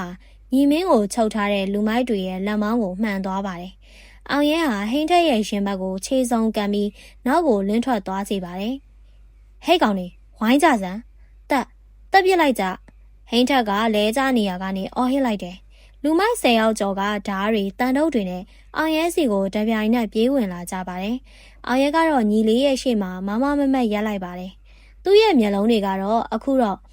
့လူသားတယောက်ရဲ့မျက်လုံးတွေမဟုတ်တော့ပဲသားရဲတကောင်ရဲ့အကြည့်တွေလိုပြောင်းလဲသွားပါပြီ။ငါညီကိုထိဖို့ဆိုရင်ငါအလောင်းကိုအရင်ကြော်သွားကြ။အောင်ရဲရဲ့ဓာတ်နှစ်စင်းဟာလေထဲမှာဝေရမ်းသွားပြီးပထမဆုံးပြေးဝင်လာတဲ့လူမိုက်တယောက်ဟာသွေးရိုင်တဲကိုလဲကျသွားပါတော့တယ်။အောင်ရဲဟာသူ့အသက်ကိုဗဒါနမထားတော့ပဲညီလေးကိုကာကွယ်ဖို့အတွက်သေမင်းနဲ့စစ်ခင်းဖို့အတွက်ပြင်ဆင်လိုက်ပါတယ်။သွေးစွန်းမဲ့ညဟာအခုမှတကယ်စတင်တာပါ။စိတ်ယုံပြက်ကြီးအတွင်းမှာတော့တန်ကြီးတက်နေတဲ့တန်ချောင်းတွေနဲ့ဓာချင်းရိုက်မိတဲ့အတန်တွေဟာစူညံသွားပါတယ်။အောင်ရဲဟာတစ်ဖက်ကလူအင်အားကိုဂရုမစိုက်ပဲသူ့စီပြေးလာတဲ့လူမိုက်တွေကိုတားဆီးနေပါတယ်။သူ့ရဲ့လှုပ်ရှားမှုတွေကတိကျလွန်ပြီးဓာချက်တစ်ခုစီတိုင်းဟာရန်သူတွေကိုအထိနာစေပါတယ်။ဝိုင်းထားကြစမ်းနောက်ကနေဝင်တိုက်ဟိန်းထက်ကဘေးကနေအော်ဟစ်စေခိုင်းနေပါတယ်။လူမိုက်3ယောက်ကအောင်ရဲကိုအရှိကနေအာယုံပြောင်းထားချိန်မှာ နောက်ထပ်2ယောက်ကအောင်ရဲရဲ့ကြောပြင်ကိုတန်တုံးနဲ့အရှိန်ကုန်လွှဲရိုက်လိုက်ပါတယ်။ခွတ်ဆိုတဲ့အတန်နဲ့အတူအောင်ရဲအရှိကိုရိုင်းသွားပေမဲ့သူလည်းမကြခဲ့ပါဘူး။ဒဏ်ရာကနေတက်လာတဲ့နာကျင်မှုကသူ့ရဲ့ဒေါသကိုပိုပြီးလောင်စာဖြည့်ပေးလိုက်တယ်လို့ပါပဲ။အောင်ရဲဟာနောက်ပြန်လှည့်ပြီးသူ့ကိုရိုက်တဲ့သူရဲ့ရှင်ဘက်ကိုဓာတ်နဲ့အချက်ပိုင်းထိုးနှက်လိုက်ပါတယ်။အကိုကြီးတတိထောင်ညီမင်းကကြိုးတုပ်ခံထားရတဲ့အနေအထားကနေအော်ဟစ်သတိပေးနေပါတယ်။အောင်ရဲရဲ့အင်ကြီးမှာသွေးတွေဆူရွှဲနေပါပြီ။သူ့သွေးလားရန်သူ့သွေးလားဆိုတာခွဲခြားလို့မရတော့ဘူး။ဒါပေမဲ့သူ့ရဲ့ခြေလမ်းတွေကညီလေးရှိရာကလထိုင်နာကနေတဖော်ဝါမှမခွာပါဘူး။ရန်သူတွေကအောင်ရဲရဲ့ကြောင်းမက်ဖွယ်ကောင်းတဲ့တတိကြောင့်အနှဲငယ်တန့်သွားကြပါတယ်။မင်းတို့ဘာကြောက်နေတာလဲ။သူတယောက်တည်းရှိတာ။ဟိန်းထက်ကမြေပြင်ပေါ်ကတနက်တက်လက်ကိုကောက်ကင်မှုပြိုးစားလိုက်ပါတယ်။ဒါကိုမြင်လိုက်တဲ့အောင်ရဲကလက်ထဲကဓာမြောင်တစင်းကိုလှန်တစင်းလိုအရှိန်နဲ့လွှတ်ပစ်လိုက်ပါတယ်။ဒါကဟိန်းထက်ရဲ့လက်ဖြံကိုစိုက်ဝင်သွားပြီးတနက်ကလွန်းထွက်သွားပါတယ်။ဟိန်းထက်နာကျင်စွာအော်ဟစ်ရင်နောက်ကိုဆုတ်သွားရပြန်တယ်။အဲ့ဒီအချိန်မှာပဲကြံနေတဲ့လူမိုက်တွေကအောင်ရဲကိုတပြိုင်နက်တည်းဝိုင်းတိုက်ကြပြန်ပါတယ်။အောင်ရဲဟာလက်ကျန်ဓာတ်တစင်းနဲ့ခုခံရင်သူ့ရဲ့ခြေကန်ချက်တွေလက်သီးချက်တွေနဲ့ရန်သူတွေကိုတယောက်ချင်းလဲကျအောင်လုပ်နေပါတယ်။သူ့ရဲ့အသက်ရှူတန်းတွေကပြင်းထန်လာပြီးမျက်နှာတစ်ခုလုံးသွေးရည်နဲ့နီရဲနေပေမဲ့မျက်လုံးတွေကတော့ညီလေးစီကိုပဲအမြဲကြည့်နေခဲ့ပါတယ်။ဘသူဖြစ်ဖြစ်ငါညီနာကိုတိုးရင်သေဖို့ပဲပြင်ထားကြ။အောင်ရဲရဲ့ဟိန်းဟောက်တန်ကစက်ယုံကြီးတစ်ခုလုံးကိုတုံခါသွားစီပါတယ်။သူဟာအခုအချိန်မှာလူမိုက်တယောက်မဟုတ်တော့ပဲသူ့မိသားစုကိုကာကွယ်နေတဲ့သားရဲတစ်ကောင်လိုအစွမ်းကုန်တိုက်ပွဲဝင်နေပါတော့တယ်။ရန်သူတွေခဏတာတန့်သွားတဲ့အခွင့်အရေးကိုအသုံးချပြီးအောင်ရဲဟာညီမင်းရှိရာကလထိုင်စီကိုအပြေးလွှားသွားလိုက်ပါတယ်။သူ့ရဲ့အသက်ရှူတန်းတွေကအမောတကောဖြစ်နေပေမဲ့ညီလေးရဲ့ကြိုးတွေကိုဖြုတ်ပေးဖို့လက်တွေကတော့တုံရင်ချင်းမရှိပါဘူး။ခါးကြားကကြံနေတဲ့ဓာမြောင်ငယ်နဲ့ညီမင်းကိုတုံနှောင်ထားတဲ့ကြိုးတွေကိုအမြန်ဆုံးလှီးဖြတ်လိုက်ပါတယ်။ညီလေးအဆင်ပြေရလားထနိုင်မလားအောင်ရဲကမေးလိုက်ချိန်မှာသူ့အတန်ပုံမှန်ထက်ပိုပြီးနူးညံ့နေပါတယ်။အကိုကြီးကိုပေါ်မှာသွေးရည်နဲ့ကျွန်တော်ကြောင့်အကိုကြီးဒီလိုဖြစ်ရတာ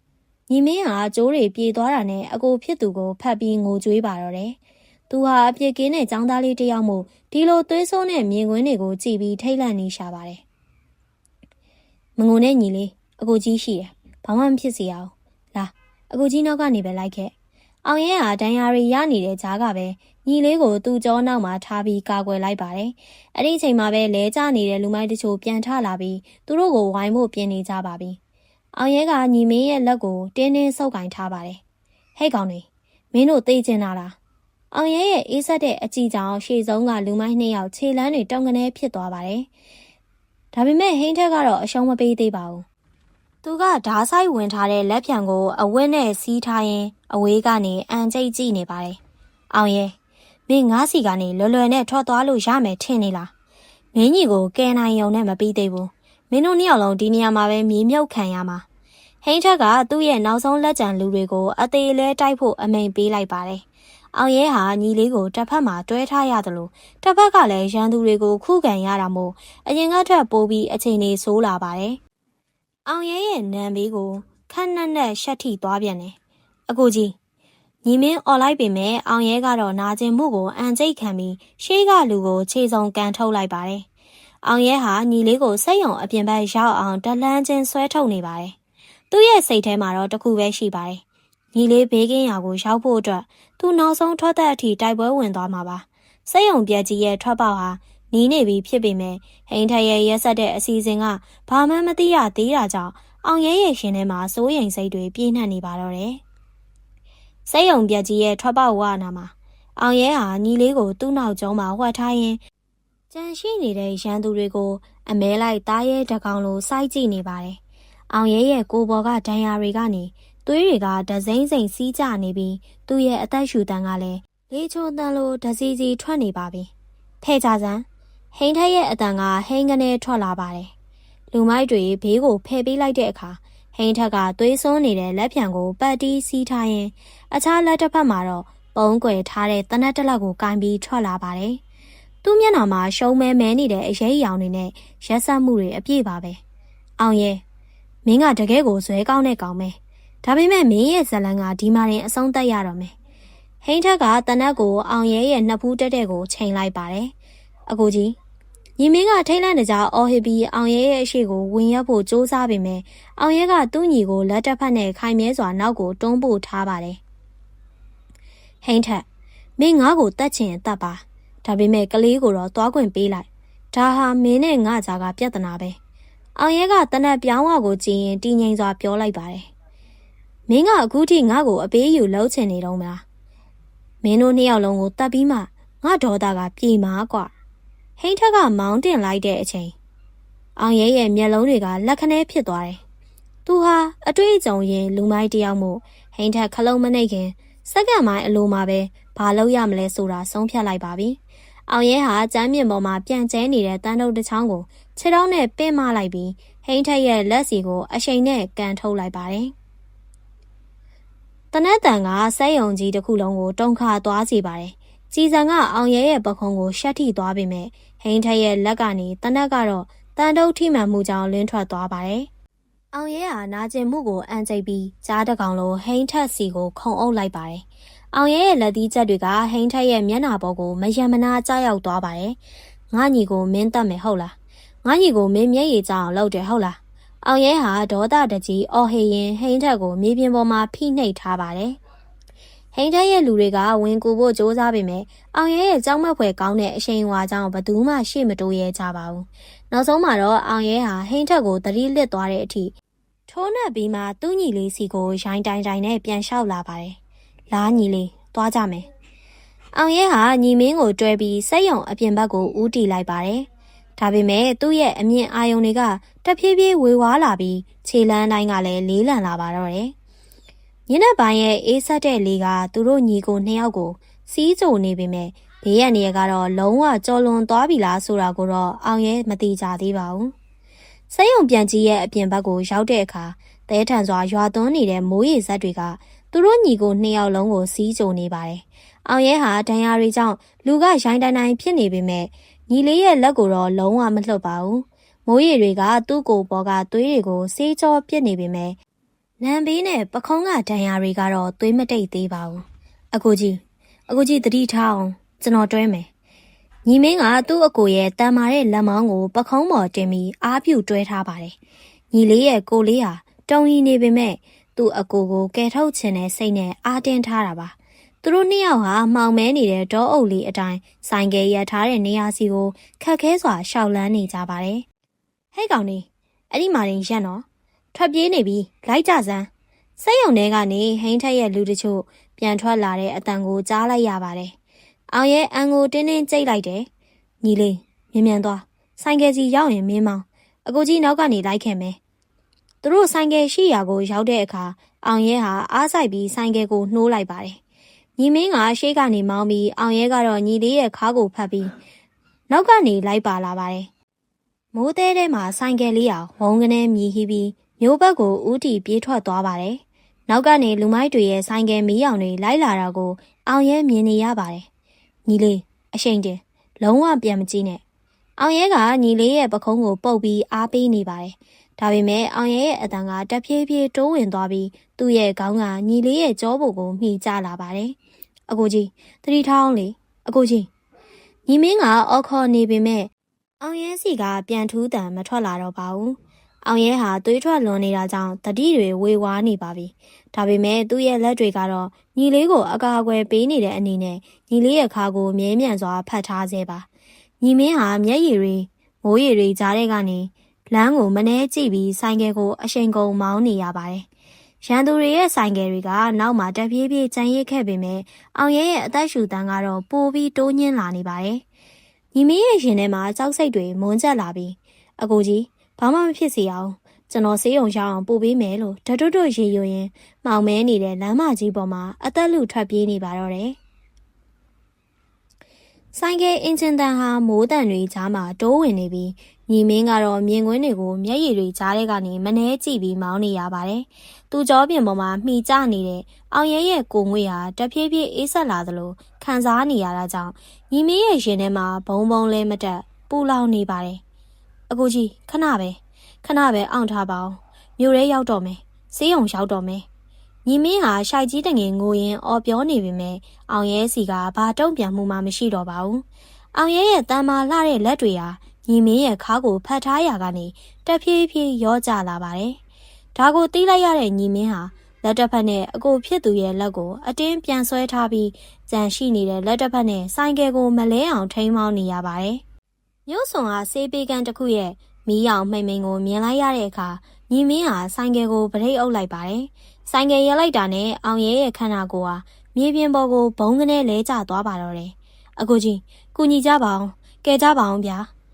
ညီမင်းဟာသတိလစ်နေတဲ့အောင်ရဲကိုပွေ့ပိုက်ပြီးမိုးရီထဲမှာအော်ဟစ်အကူကြီးတောင်းနေပါတယ်။မျက်နှာတစ်ခုလုံးသွေးတွေမိုးရီတွေနဲ့ရောပြွန်းနေတဲ့အောင်ရဲဟာအသက်ရှူတန်ခပ်ပြင်းပြင်းပဲရှိပါတော့တယ်။ညီမင်းရဲ့အော်တန်ကြောင့်ဆေးပေးခန်းထဲကဆရာဝန်နဲ့ဝန်ထမ်းတို့ချို့ထွက်လာကြပါတယ်။ဟိုမှာလူနာတယောက်ဒဏ်ရာတွေနဲ့အထဲကိုအမြန်တည်ကြ။အောင်ရဲကိုလူနာတင်စင်မော်တင်လိုက်ချိန်မှာညီမင်းရဲ့လက်ဖွားနှစ်ဖက်လုံးအကိုဖြစ်သူရဲ့သွေးတွေနဲ့หนีရဲနေပါတယ်။ဆရာဝန်ကအောင်ရဲရဲ့ဒဏ်ရာတွေကိုကြည့်ပြီးမျက်နှာပြတ်သွားပါတယ်။ဒဏ်ရာတွေကအယမ်းများတယ်။သွေးကလည်းအတော်ထွက်သွားတာပဲ။ဒီမှာလုံးလို့မရဘူး။မြို့ထဲကဆေးရုံကြီးကိုအမြန်ပို့ရမယ်။လူနာတင်ကားတစ်စီးနဲ့အောင်ရဲကိုမြို့ထဲကိုအပြေးလွှားပို့ဆောင်ကြပါတယ်။ကားပေါ်မှာအောင်ရဲရဲ့လက်ကိုတင်းတင်းဆုပ်ကင်ထားတဲ့ညီမင်းဟာဖျားစာတွေကိုတတွတ်ရွတ်ဆိုနေမိပါတယ်။သူ့ဘဝမှာတဦးတည်းသောအားကိုးရာဖြစ်တဲ့သူ့အတွက်အသက်နဲ့လဲပြီးကာကွယ်ပေးခဲ့တဲ့အကိုကြီးကိုဘလို့နီးနဲ့မှအဆုံးရှုံးမခံနိုင်ပါဘူး။ဆေးရုံကြီးရဲ့အရေးပေါ်ဌာနရှိရောက်တဲ့အခါ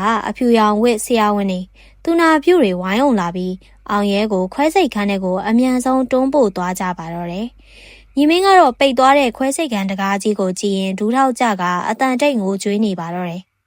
ခွဲစိတ်ခန်းအပြင်ဘက်ကအနီရောင်မီးသီးလေးကတောက်ပနေသေးပါ။ဆေးရုံစင်းကြံတစ်ခုလုံးတိတ်ဆိတ်ခြောက်ကပ်နေပြီးညီမင်းတယောက်တည်းခုံနှန်းရှည်ပေါ်မှာခေါင်းငုံပြီးထိုင်နေမိပါတယ်။သူ့ရဲ့ចောင်းသားဝတ်ဆောင်ဖြူဖြူလေးဟာအကိုဖြစ်သူရဲ့သွေးတွေနဲ့หนีရဲနေပြီးခြောက်ကပ်သွားတဲ့သွေးစားတွေ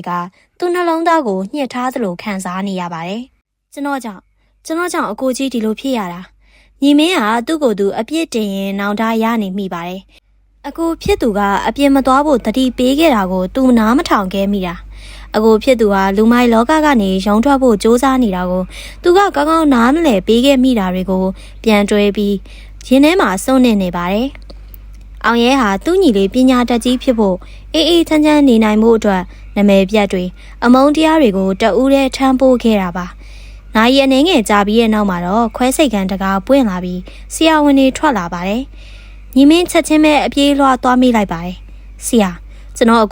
အကိုကြီးအဆင်ပြေရဲ့လား။ဆရာဝန်ကနှာခေါင်းစည်းကိုချွတ်လိုက်ပြီးတပ်ပြင်းတစ်ချက်ချလိုက်ပါတယ်။ကံကောင်းလို့ပါပဲမောင်ရင်ရ။ဓာတ်ချက်ကအသေးကိုရှက်ထိသွားတာ။နည်းနည်းလေးထက်နှက်သွားရင်တော့မလွယ်ဘူး။သွေးကလည်းအတော်ထွက်သွားလို့အခုတော့သွေးသွင်းထားရတယ်။လောလောဆယ်အန်ရကင်းသွားပါပြီ။ဒါပေမဲ့လူနာကအားရင်ကုန်ခန်းနေလို့တတိယလာဖို့တော့စောင့်ရအောင်မယ်။ဆရာဝန်ရဲ့စကားကြောင့်ညီမင်းရဲ့ရင်ထဲကအလုံးကြီးကျသွားသလိုခံစားလိုက်ရပါတယ်။သူဖျားကိုတိုင်တယ်ပြီးကျေးဇူးတင်နေမိပါတယ်။အောင်ရဲကိုတီးတန့်လူနာခန်းထဲပြောင်းရွှေ့လိုက်တဲ့အခါညီမင်းဟာအကိုဖြစ်သူရဲ့ဘေးနားမှာပဲမခွာရမ်းထိုင်ဆောင်နေခဲ့ပါတယ်။ဖြူဖြောနေတဲ့အောင်ရဲရဲ့မျက်နှာကိုကြည့်ရင်ညီမင်းကအောင်ရဲရဲ့ကြမ်းတမ်းနေတဲ့လက်ဖွားကြီးကိုစုပ်ကင်ထားပါတယ်။အကိုကြီးမြန်မြန်နိုးလာပါတော့ကျွန်တော်အကိုကြီးစကားကိုပဲနားထောင်တော့မယ်ကျွန်တော်တို့ဒီမျိုးကနေထွက်သွားကြရအောင်နော်အကိုကြီးဘာမှမလုပ်နဲ့တော့ကျွန်တော်ပဲအလုပ်လုပ်ပြီးအကိုကြီးကိုကြွေးပါမယ်ညီမင်းဟာအကိုဖြစ်သူရဲ့လက်ကိုပါးမှာကပ်ပြီးတိုးတိုးလေးပြောနေရှာပါတယ်အပြင်ဘက်မှာတော့မိုးတွေကတဖြည်းဖြည်းဆဲသွားပြီးမနက်ခင်းရဲ့အလင်းအောင်အားနေနေကပဒင်းပေါက်ကနေတဆင်အခန်းထဲကိုကြားရောက်လာပါတော့တယ်။အောင်ရဲရဲ့လက်ချောင်းလေးတွေဟာအနှဲငယ်လှုပ်ရှားသွားသလိုရှိပေမဲ့သူကတော့နှစ်ချိုက်စွာအိပ်ပျော်နေသေးပါပဲ။နေအောင်ကြီးနွေ့နွေ့လေးကလူနာကန်ရဲ့ကလကာကြားကနေဖြတ်တန်းပြီးအောင်ရဲရဲ့မျက်နှာပေါ်ကိုကြားရောက်နေပါတယ်။ဆေးရုံရဲ့အနံ့အသက်တွေနဲ့တိတ်ဆိတ်မှုတွေကြားမှာအောင်ရဲဟာသူ့ရဲ့လေးလံနေတဲ့မျက်ခွန်တွေကိုအားယူပြီးဖြည်းဖြည်းချင်းဖွင့်လိုက်ပါတယ်။ပထမဆုံးမြင်လိုက်ရတာကတော့အဖြူရောင်မျက်နှာကျက်နဲ့သူ့လက်ကိုတင်းတင်းဆုပ်ကင်ထားရင်ဂဒင်ဘေးမှာခေါင်းလေးတင်ပြီးအိပ်ပျော်နေတဲ့ညီမင်းပါပဲညီလေးရဲ့မျက်နှာမှာမျက်ရည်ခြေရာတွေထင်ကျန်နေတာကိုမြင်တော့အောင်ရဲရဲ့ရင်ထဲမှာနာကျင်မှုနဲ့အတူကျင်နာမှုတွေရောပြွန်းသွားပါတယ်ညီလေးအောင်ရဲရဲ့အတန်ကအရှာရှာနဲ့တိုးညင်းလွန်းလာပါတယ်ဒါပေမဲ့အဲ့ဒီတိုးညင်းတဲ့အတန်လေးကပဲညီမင်းကိုချက်ချင်းနိုးသွားစေနိုင်ပါတယ် ညီမင်းဟာထိုင်ရာကနေဝုန်းကနေထားလိုက်ပြီးအကိုဖြစ်သူကိုအံ့ဩဝမ်းသာစွာကြည့်လိုက်ပါတယ်။အကိုကြီးသတိရလာပြီလား။ကျွန်တော်ကိုသိလား။ကျွန်တော်ညီမင်းလေ။ညီမင်းရဲ့မျက်လုံးတွေထဲမှာမျက်ရည်တွေပြန်လဲဝိုင်းတက်လာပါတယ်။အောင်ရဲကအားနည်းစွာပြုံးပြလိုက်ပြီးခေါင်းကိုအသားအရာညှိမ့်ပြပါတယ်။အကိုကြီးအဆင်ပြေပါတယ်။ညီလေးဘာမှမဖြစ်ရင်ရှားပါပြီ။ကျွန်တော်ဘာမှမဖြစ်ပါဘူးကိုကြီးရဲ့။အကိုကြီးသာကျွန်တော်အတွက်နဲ့အသက်ကိုပဒနာမထားပဲနောက်ဆိုကျွန်တော်ကိုပြစ်မထားပါနဲ့တော့နော်ညီမင်းကကလေးတယောက်လိုရှိုက်ကြီးတငယ်ငိုပါတော့တယ်အောင်ရဲကသူ့ရဲ့အားမရှိတဲ့လက်ကိုဖြည်းဖြည်းချင်းမြှောက်ပြီးညီလေးရဲ့ခေါင်းကိုအသားရပုတ်တက်ပေးလိုက်ပါတယ်မငိုနဲ့တော့ညီလေးရအကိုကြီးကလူမိုက်ပဲဒီလောက်ဒဏ်ရာလေးနဲ့မသေးပါဘူးအဲ့ဒီအချိန်မှာပဲအခန်းတကာပွင့်သွားပြီးရဲရရှိနှစ်ယောက်ဝင်လာပါတယ်သူတို့ကအောင်ရဲကိုတစ်ချက်ကြည့်လိုက်ပြီးညီမင်းကိုအပြင်ခဏထွက်ပေးဖို့ပြောပါတယ်အောင်ရဲရဲ့မျက်လုံးတွေကချက်ချင်းပဲတည်ငြိမ်သွားပြီးအရင်ကလိုစူးရှားတဲ့အကြည့်တွေပြန်ဖြစ်သွားပါတယ်။အောင်ရဲမင်းနဲ့ဟိန်းထက်ကိစ္စငါတို့အကုန်သိပြီးပြီ။စိတ်ယုံပြက်ကလူတွေကိုလည်းငါတို့ဖမ်းထားပြီးပြီ။ဟိန်းထက်ကတော့ဆေးရုံမှာပဲ။ဒဏ်ရာတော်တော်ပြင်းထန်တယ်။ရဲရရှိကပြောပါတယ်။အောင်ရဲကဘာမှပြန်မပြောဘဲနားထောင်နေပါတယ်။ဒီတခါတော့မင်းကကိုခုခံလာရဲ့ညီဖြစ်သူကိုကဲတင်လာရဲ့ကြောင့်အမှုကနေကင်းလို့ခွင့်ရနိုင်ပါတယ်။ဒါပေမဲ့အောင်ရဲမင်းဒီလောကကနေတကယ်ထွက်มาလားရဲရရှိရဲ့အမေကိုအောင်ရဲကကတင်ဘေးကညီလေးရဲ့ကြောဖို့အိတ်ကိုကြည့်ပြီးပြတ်သားစွာဖြေလိုက်ပါတယ်ကျွန်တော်မှစောင့်ရှောက်ရမယ့်မိသားစုရှိတယ်ဆရာဒီထက်ပိုပြီးဘာမှမလိုအပ်တော့ပါဘူးရဲရရှိတွေထွက်သွားပြီးရဲ့နောက်မှာတော့အောင်ရဲဟာပဒင်းပေါက်အပြင်ကခေါင်းငင်ပြပြကြီးကိုကြည့်ရင်သူ့ဘဝရဲ့အမောင်ထုတွေအဆုံးသတ်သွားပြီဆိုတာကိုပထမဆုံးချိန်ခံစားလိုက်ရပါတော့တယ်တလခန့်ကြာပြီးရဲ့နောက်ရန်ကုန်မြို့ရဲ့စူညံမှုတွေနဲ့ဝေးရာရှမ်းပြည်နယ်ကမြို့လေးတစ်မြို့ရဲ့မနက်ခင်းဟာအေးချမ်းလွန်းလာပါတယ်။တောင်တန်းတွေပေါ်မှာဆင်းလာတဲ့နှင်းငွေတွေကြားမှာအောင်ရဲတယောက်အိမ်ရှိကကော်ဖီဆိုင်လေးမှာအလုပ်ရှုပ်နေပါတယ်။သူဟာအရင်ကလိုသွေးအေးတဲ့လူမိုက်တယောက်မဟုတ်တော့ပဲဆိုင်ရှင်တယောက်ဖြစ်နေပါပြီ။သူ့ရဲ့နံဘေးကတန်ရာကတော့ရာသီဥတုအေးတဲ့အခါနည်းနည်းကြိုက်ခဲတတ်ပေမဲ့အဲ့ဒီနာကျင်မှုကပဲသူ့ကိုအတိတ်ကမှားယွင်းမှုတွေကိုတတိပေးနေတယ်လို့ပါပဲ။အကိုကြီးကျွန်တော်ကြောင်းသွားတော့မယ်အိမ်ထဲကနေကျောင်းဝစ်ဆောင်တည်သက်စွာဝစ်ထားတဲ့ညီမင်းထွက်လာပါတယ်ညီမင်းရဲ့မျက်နှာဟာအရင်ကထပ်ပိုပြီးလန်းဆန်းနေပြီးမျက်လုံးတွေထဲမှာလည်းကြောက်ရွံ့မှုတွေကင်းစင်နေပါတယ်သူတို့ညီကိုနှစ်ယောက်ဟာရန်ကုန်ကအိမ်ကိုရောင်းချပြီးဒီမျိုးလေးမှာဘဝတစ်ကိုအစကနေပြန်စခဲ့ကြတာပါနေအောင်ညီလေးအင်ကြီးကော်လာလန့်နေတယ်အောင်ရဲကညီလေးရဲ့အင်ကြီးကော်လာကိုသေးသေးချာချာပြင်ပေးလိုက်ပါတယ်ညီမင်းကပြုံးပြီးသူ့အကူကိုကြည့်ပါတယ်အကူကြီးဒီနေ့ကြောင်းထုတ်ရင်ကျွန်တော်ဆိုင်ကိစ္စတွေလာကူပေးမယ်နော်အကိုကြီးလည်းနာနာနေနေအောင်ရပါတယ်ညီလေးရမင်းကစာကိုပဲစူးစမ်းပါအကိုကြီးကလူကောင်းဖြစ်သွားပြီဆိုတော့အလုပ်လုပ်ရတာမမောပါဘူးအောင်ရဲကရေရေမောမောနဲ့ပြောလိုက်ပါတယ်ညီမင်းကြောင်းသွားတာကိုကြည့်ရင်အောင်ရဲတပ်ပြေးရှည်ကြီးကိုတစ်ချက်ချလိုက်ပါတယ်သူ့လက်ထဲမှာဟိန်းထက်စီကလာတဲ့စားတစ်စောင်ရှိနေပါတယ်ဟိန်းထက်ဟာထောင်ထဲမှာနောင်တရနေကြောင်းနဲ့အောင်ရဲကိုခွင့်လို့ဖို့တောင်းပန်ထားတဲ့စာပါအောင်ရဲကထိုးစာကိုအပိုင်းပိုင်းစုပ်ဖြဲပြီးလေထဲကိုလွှင့်ပစ်လိုက်တယ်အမုန်းတရားတွေရန်ညိုးတွေကိုသူအတိတ်မှာပဲထားရစ်ခဲ့ပါပြီအခုဆိုရင်အောင်ရဲမှာသွေးစွန်းတဲ့ဓာတ်တွေမရှိတော့ပါဘူးသူ့လက်ထဲမှာရှိတာကညီလေးရဲ့အနာဂတ်ကိုထုစစ်ပေးမဲ့လောက်ကင်ကွင်းနဲ့အေးချမ်းတဲ့မိသားစုဘဝလေးပါပဲနေအောင်ကြီးကတောင်တန်းပေါ်ကနေဖြာကျလာပြီးအောင်ရဲရဲ့ကော်ဖီဆိုင်လေးကိုလင်းထိန်သွားစေပါတယ်အောင်ရဲဟာဆိုင်တကားကိုအကျယ်ကြီးဖွင့်လိုက်ပြီးလာသမျှဧည့်သည်တွေကိုနှွေးထွေးစာအပြုံးနဲ့စီးကြိုကိုပြင်လိုက်ပါတော့တယ်ဟုတ်ကဲ့ပါပရိသတ်ကြီးရှင်ဒီနေ့ရဲ့ဇာတ်လမ်းလေးကတော့ဒီမှာပဲပြီးဆုံးသွားပါပြီအဆုံးထိနားဆင်ပေးခဲ့ကြတဲ့အတွက်ပရိသတ်ကြီးအားလုံးကိုကျေးဇူးအများကြီးတင်ပါတယ်ရှင်